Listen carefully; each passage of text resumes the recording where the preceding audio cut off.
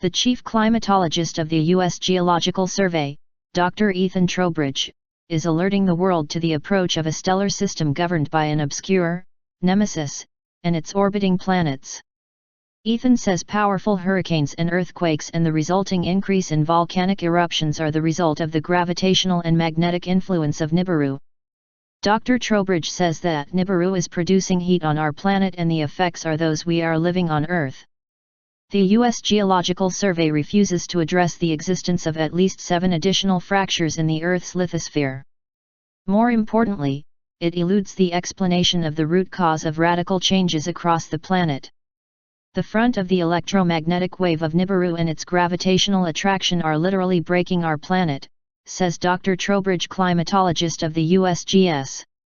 For example, last month a wave of seismic shear created a giant fracture in Africa.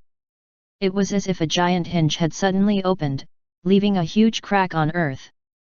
Despite not receiving almost any media coverage, the event swallowed part of a major highway and moved hundreds of Kenyans near the epicenter of the event. Most scientists say there is nothing to fear and it will take tens of millions of years for Africa to split into two. But Dr. Trowbridge holds differently what could happen in Africa. These arrogant scientists group them in 2 groups. Who knows Nibiru and who does not?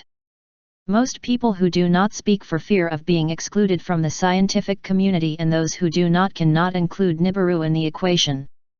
Nibiru is exerting tremendous stress on our planet. We may not hear it, but the Earth feels it. Nibiru is already generating a geophysical change effect, as evidenced by the position of the Sun, but now this frictional effect causes the formation of new subduction zones. Africa is just an example. He says that the recent series of earthquakes and volcanic eruptions in Hawaii, Guatemala, and other parts of the world are examples par excellence of the influence of Nibiru in our already fragile planet. The persistent warming of the Earth's crust, combined with intense gravimetric vortexes, generated a planar formation beneath Mount Kilauea, a catalyst for earthquakes and unprecedented volcanic eruptions. Similar events, also largely ignored by the main news, are occurring in South America and Japan, said Trowbridge. What we are seeing now is just the tip of the iceberg. The overall picture seems sad, and at any moment, Yellowstone could explode unexpectedly like Mount Kilauea did. It will be a disaster that no one cannot ignore. Stress is accumulating under the entire planet, and once a certain threshold is reached, everything will collapse. Even the mantle is eroding. The USGS has known it since 1983 and is still colluding with other agencies to hide potentially dangerous data from the public, as well as information about Nibiru.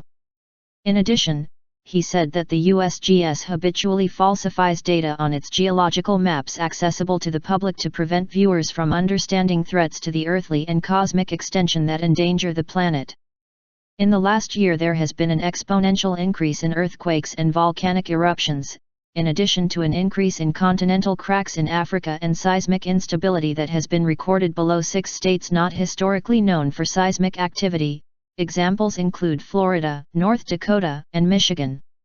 Only the presence of an exotic variable, in this case Nibiru, satisfactorily explains the exponential increase in seismic instability, volcanism, the increase in cracks, fissures and other geoscientific aberrations. Finally, Trowbridge said that the recent magnetic anomalies recorded by a fleet of satellites explains the influence of the second Nemesis star system on the outskirts of our cosmic garden.